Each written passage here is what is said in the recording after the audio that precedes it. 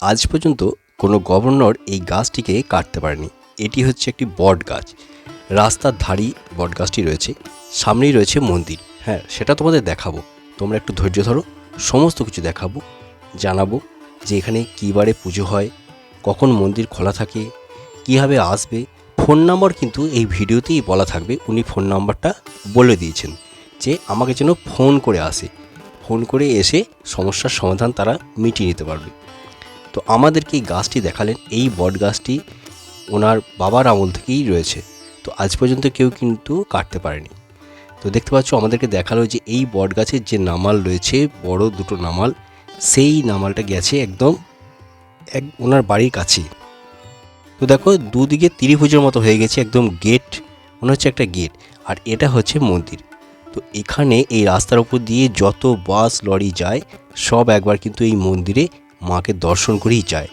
এতটাই জাগ্রত এই মন্দিরটি। পাশেই রয়েছে শ্মশান। তো এই শ্মশানে আমরা জানি না কিছু, এখানে এখনও দাহ করা হয়।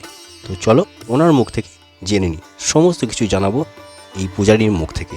উনি আসছেন, তো উনি সমস্ত কিছু বলে দেবেন।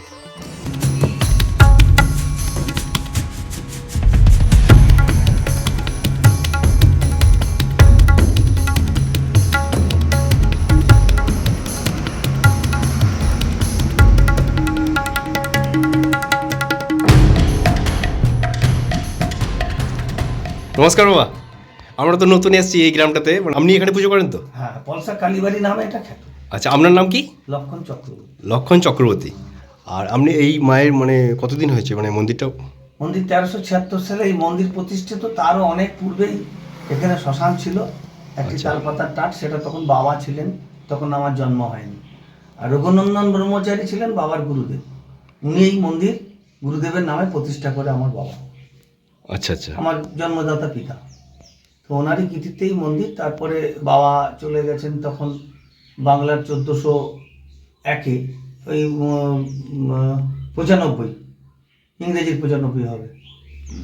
তো আচ্ছা তারপর থেকে আমি এখানে, আমার এখানেই বাড়ি, এখানেই আমার বসবাস, এখানেই ফ্যামিলি নিয়ে থাকি।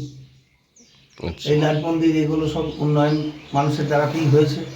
বাবা চলে যাওয়ার পর অবর্তমানে ভক্তরা সব করে গেছেন, ভক্তরাই করেছেন। নিশ্চয়ই কাজ হয়েছে তাদের। কাজ কিছু হয়েছে, তাদের মনোবাঞ্ছা পূর্ণ করেছে মা।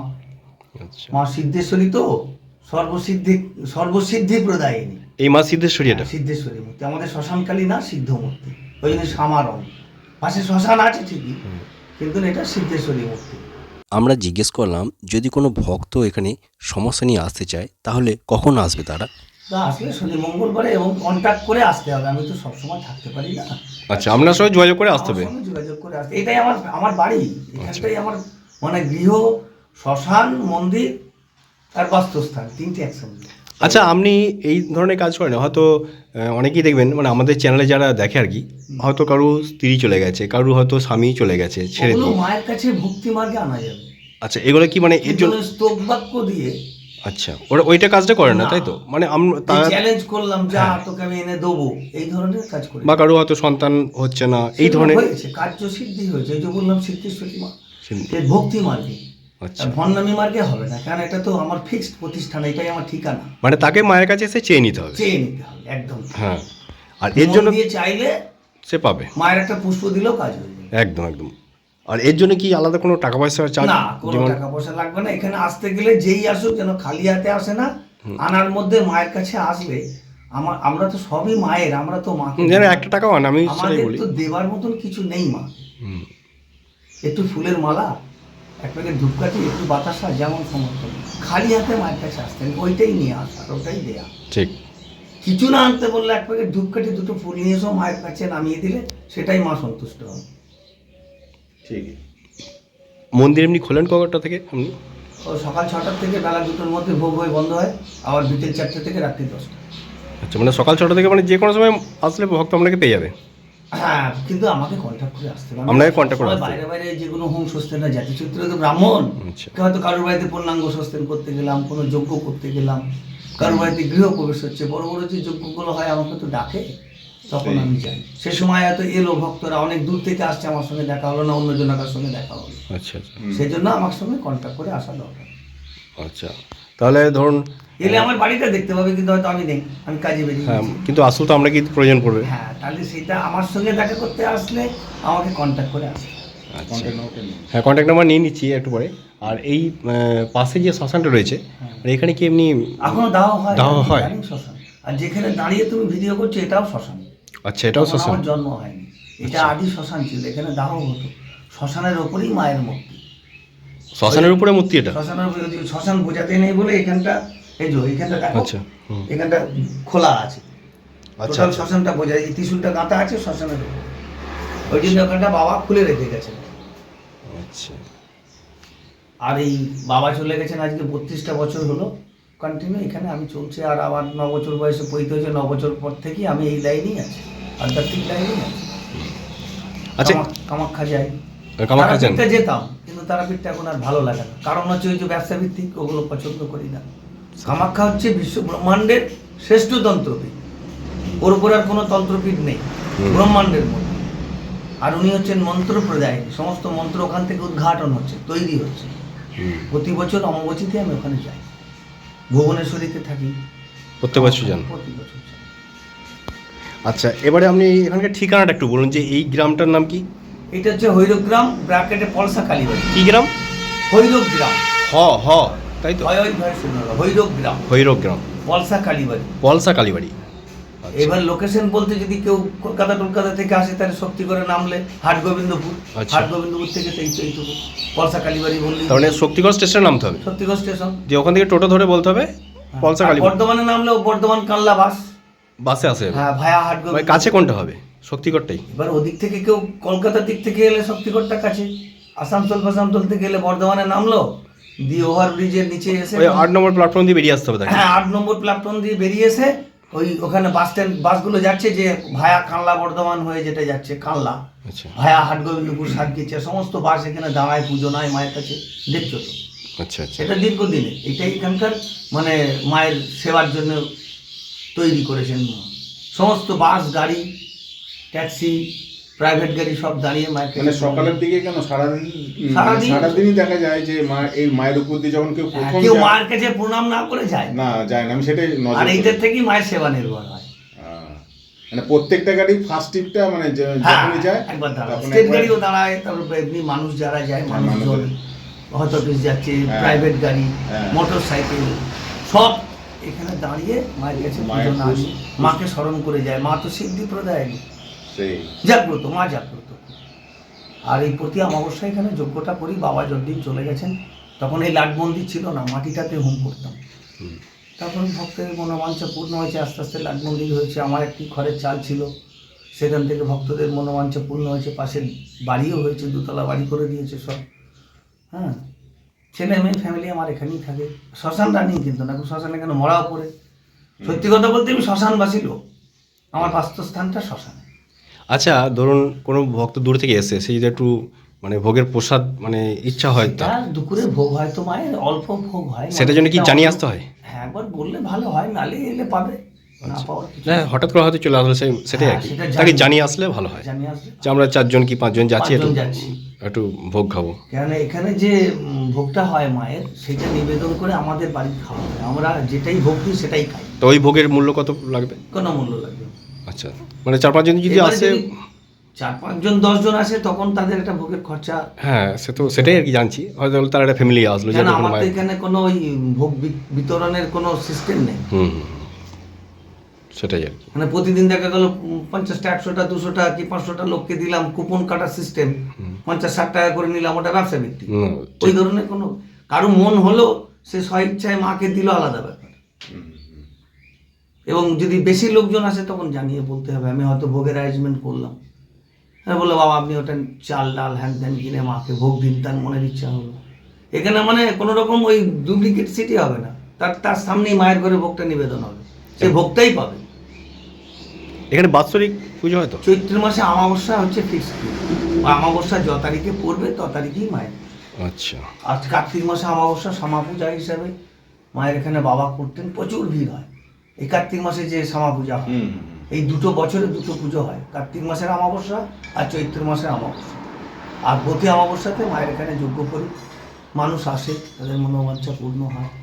কেউ না এলো আমি আমার ঘর থেকে পয়সা দিয়েও করবো সবার মঙ্গলের জন্য। দেখা আচ্ছা। যাচ্ছে কোনো ভক্ত আসেনি, হুম। হতেই পারে, তাহলে ভক্তকে দেখিয়ে করবো নাহলে করবো না, এটা কিন্তু না আলাদা লাইন। আমি মায়ের উদ্দেশ্য করবো সবার ভালো হোক, সেটা না আমি ঘর থেকে দিয়েও করি। ঠিক। ওই যে হোমকুণ্ড বাইরে আছে দেখতে পাবো। এটা আজকে 32 বছর বাবা চলে গেছেন, আগে বাবা করতেন, তারপরে আস্তে আস্তে মা করে নিয়েছে সব, লাট মন্দির, হোমকুণ্ড। আচ্ছা, এরকম যে ভক্তরা, অনেক ভক্ত তো এসছে আপনার কাছে, তো তাদের কাজ হয়েছে সেরকম কোন কোন এলাকার ভক্ত একটু বলতে পারবেন? বহু আছে, কত বলবো। আমার এই লোকালের গ্রামেই আছে 8জন 10জন আছে তারা উপকৃত হয়েছে। এরকম এলাকার দু একটা নাম বলুন, মানে গ্রামের নাম বলতে হবে? যে গ্রাম বা কোনো। এই যেমন আমাদের কালীবেলে, নান্দিয়ারা, কালীবেলে, তরুলপুর, ওখানে আমার এক শিষ্য আছে। আচ্ছা। তা তারপরে বর্ধমানে যে তোমার বাজেপ্রতাপপুর রয়েছে, ওখানে এক শিষ্য আছে, ওরা অনেক উপকৃত। এখানে দীর্ঘদিন, আজকে 22 বছর দীক্ষা দিয়েছে। আচ্ছা, আমি খুব বাইরের বাইরে কলকাতায় আছে, আছে নাগের বাজার, নাগের বাজার। মানে তারপরে বাগ বাজার। আচ্ছা, আপনি দীক্ষা দেন? হ্যাঁ, দীক্ষা দিই, আচ্ছা। শক্তি মন্ত্রে দিই। কৃষ্ণ মন্ত্রীকেও নিতে চাইলে, কৃষ্ণ মন্ত্রে দীক্ষা নিলে স্বার্থভাবে থাকতে হয়। আমার তো মায়ের মাছ দিয়ে ভোগ হয়, তন্ত্রের মত, কিন্তু কৃষ্ণ মন্ত্র নিলে সত্যি কথা বলতে শ্রীকৃষ্ণ ভগবান হচ্ছেন স্বার্থ দেবতা, তাকে মাছ মাংস ভক্ষণ করা চলে না। না। কৃষ্ণ মন্ত্র নিতেই পারে, কিন্তু তাকে সাত্বিক থাকতে হবে। আমি কৃষ্ণ মন্ত্র নেবো আর মুরগির মাংস দিয়ে ভাত খাবো, সেটা তো হয় না। সেটা হয় না। আচ্ছা, মাকে মাছ দিয়ে ভোগ দেওয়া হয়? মাছ হয়, আবার কারো মানত থাকলে এখানে বলিও হয়। আচ্ছা, মাছ দিয়ে ভোগটা কখন দেওয়া হয়? যেদিন যেমন মাছ ওঠায়, আচ্ছা। এই যেমন কালকে মায়ের অষ্টমঙ্গলা আছে, হয়তো শোল মাছের ঝাল, খিচুড়ি, পায়েস, ভোগ, 8 দিনের দিন। আচ্ছা এরকম। আচ্ছা। আচ্ছা, আপনার এখানে হয়তো কেউ আসতে চাইছে, এবারে হয়তো আপনি চাইছেন যে আপনার সাথে কন্ট্যাক্ট করে আসুক, হুম। তো সেই মানে নাম্বার যদি ফোন করে আসে, অসুবিধা নেই তো আপনার, মানে নাম্বারটা না, দিলে? না। তাহলে নাম্বারটা আপনি বলতে পারবেন? হ্যাঁ, নাম্বারটা বলুন। 8900 8900 25 25 30 30 94। 94। তো কখন ফোন করবে আপনাকে? রাত্রি 8:30টার পর। রাত্রি 8:30টার পর? সারাদিন তো আমি ব্যস্ত থাকি আচ্ছা। মাকে নিয়ে। আচ্ছা। শুধু আসার জন্য তিনি যেন দিশেহারা না হয়ে যায়, অন্য ঠিকানায় না যায়, অন্য কারোর কাছে না পড়ে, সেই জন্য আমার ব্যক্তিগত ফোন নাম্বার দিলাম। আচ্ছা, এটাই খুব ভালো। ফোনে বললাম যে বাবা ছেড়ে দিচ্ছি, তুই ভালো হয়ে যাবি, হ্যাঁ। ওই ভণ্ডামির মধ্যে নেই। একদম ঠিক। মায়ের কাছে ডাইরেক্ট আসবে, মায়ের চরণ থেকে একটা ফুল ঠেকিয়ে দেবো, সেইটা হবে ভালো। সেই হচ্ছে কথা। আর হ্যালো করলো, বললো বাবা আপনি একটু ছেড়ে দিন, আমি ভিডিওটা দেখেছি, ভালো হবে না, ওটা মনটাকে শান্ত দিয়ে। তবে মায়ের কাছে আসার আগে অবশ্যই যেন সে একটা জবাব হ্যাঁ, ফুল এখানে একটা আসতে মালা নিয়ে কোনো আসে। পয়সা লাগে না, আমাকে কোনো পয়সা দিতে হবে না। মাকে এসে দর্শন করলে মা তো জগৎ জননী, সে তো বলছে সর্বরূপে, সর্বভাবে, সর্বজীবে বিরাজিত। তার মধ্যে সব জায়গাতেই মা আছে। মা সবার মধ্যে রয়েছে, সর্বরূপে রয়েছেন, সর্বজীবে রয়েছেন, সর্বভাবে রয়েছে। তাহলে সেখানে ভক্তি মার্গে ডাকলে মা নিশ্চয়ই সাড়া দেবে। আর এই পয়সা ইনকাম করলে তাহলে তো অনেক কিছু করতে পারবে। ঠিক, সেই। ঠিক আছে।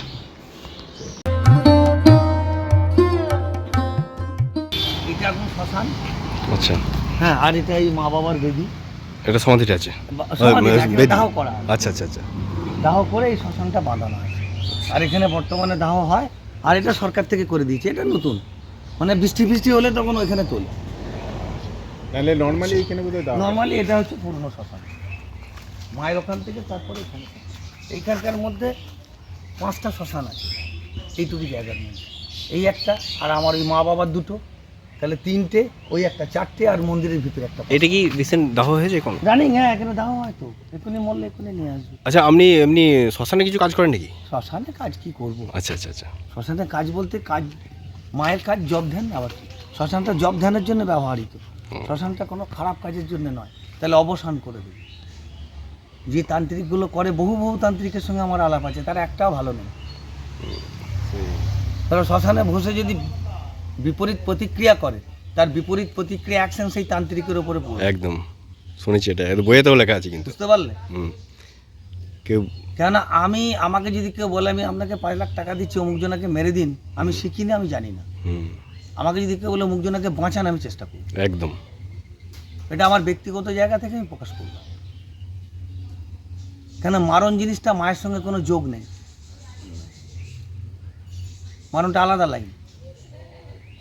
শ্মশানে বসে একটা তুমি খারাপ ক্রিয়া করলে, সাক্ষী রইল শ্মশান, শেষ স্থান, এই প্রতিক্রিয়া তোমাকে ভোগ করতে হবে। ঠিক। সেজন্য সঠিক পথে চলতে হবে, ঈশ্বরের চরণে থাকলে নিশ্চিত কাজ হবে। সে তো অবশ্যই। আর এটা কি পুকুর? হ্যাঁ, এটা এই মায়েরই এখানে পদ্ম চাষ করেছি, আচ্ছা আচ্ছা।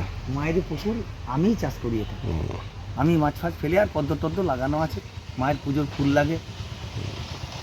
পদ্মটা আমার আর কি শখে, মায়ের এখানে মায়ের মন্দিরের পাশে পদ্ম ফুল ফুটে থাকবে, আচ্ছা আচ্ছা। এটা একটা শখের ওপরে নির্ভর। এটা বাবা, এটা মা, এখানে ওদেরকে দাহ করে কিন্তু রাখা আছে, এটাই শ্মশান। আচ্ছা। মানে তখন এই ছাউনিটা ছিল না, তখন তো প্লেন ছিল, লাট মন্দিরটাও হয়নি। তারপরে এটাকে আস্তে আস্তে বাঁধিয়ে রাখা আছে, শ্মশান চিতা, এই দুটো চিতা, এখানেই ওদেরকে দাহ করা হয়েছে। আর এই যে স্বপন দেবনাথ মন্ত্রী মশাই, ওনাকে ধরে এই লাইট করে দিলেন উনি, ওনার সঙ্গে ভালো ইয়ে আছে। তবে জল প্রকল্প ছিল না, এখানে জল প্রকল্প হলো এই যে হৈরগ্রাম, এইটা মেন ঠিকানায় দিয়ে দেবে। আচ্ছা। ওই যে হৈরগ্রাম জল সরবরাহ জনস্বাস্থ্য প্রকল্প, ওই যে হৈরগ্রাম, এটা মৌজাটা হৈরগ্রাম। জল ট্যাঙ্কিটা নতুন হলো 2025। আমি অনেক চেষ্টা হ্যাঁ, কি বলেন এইখানটায়? এই ঠিক শ্মশানের পেছন দিকটা, আচ্ছা আচ্ছা। ওখানে পোঁতানি ছিল, বাচ্চা ছেলে মারা গেলে ওখানে পুঁততো। আচ্ছা। কিন্তু এখন আর পোঁতার জায়গা নেই, ওই যে মানুষ টাকা দেখে ফেলেছে। আমি যা বলি শোনো, এটা আমার গ্রাম, এটা আমার এখানে জন্মস্থান, আমি একদম পরিষ্কার বলছি। টাকা পেয়ে গেছে তারা, ওইখানটা বাদ দিয়ে করতে বলেছিল। যাক, মায়ের ইচ্ছা হয়তো, মাঝের দিন ডাকবে। এখন যদি দেখো, মানুষের মৃত্যু তো বাবা বলা যায় না, একটা বাচ্চা যদি কোনো রকম ডেট হয়ে যায়, তাকে দেবার জায়গা নেই। দেখি ইচ্ছা আছে। এটা কালনা, এটা কালনা, আর এটা হচ্ছে বর্ধমান। বর্ধমান কান্না মানে কি, এখান থেকে কৃষ্ণনগর নবদ্বীপ ওই ধাত্রী গ্রামের পর সব ধরে, মানে এই রোডটা আমনি রোড কৃষ্ণ। আর আপনাদের এখান থেকে বর্ধমান কত কিলোমিটার? এখান থেকে 17, এখান থেকে বর্ধমান 17, তখন শক্তিগড়টা কাছে হবে। কানলা 42। কালনা 42। আচ্ছা আচ্ছা। তো কালনার বর্ধমান ঠিক ওই মাঝামাঝি বলা যাবে না, মানে বর্ধমান থেকে কাছে আর কি। বর্ধমান থেকে ঠিক আছে। বর্ধমান থেকে 17 কিলোমিটার, এখান থেকে কানলা 42 কিলোমিটার। অম্বিকা কানলা, আচ্ছা। সুরে কানলা না, এটা অম্বিকা কানলা। হ্যাঁ, ঠিক আছে। তো বন্ধুরা, তোমাদেরকে এতক্ষণ এই পলসা সিদ্ধেশ্বরী মায়ের মন্দিরের সমস্ত কাহিনীটা শোনালাম। তো এইখানে রয়েছে সিদ্ধেশ্বরী মা, তোমরা চাইলে এই মন্দিরে আসতে পারো। এটি একদম রাস্তার ধারেই পলসা গ্রামে। তো কীভাবে আসবে উনি ঠিকানা বলে দিয়েছেন, আসার আগে অবশ্যই কিন্তু ফোন করে আসবে। আর ভিডিওটা ভালো লাগলে অবশ্যই কিন্তু একটা লাইক, কমেন্ট ও শেয়ার করে দেবে। তাহলে চলো, আজকের মতো বাই বাই।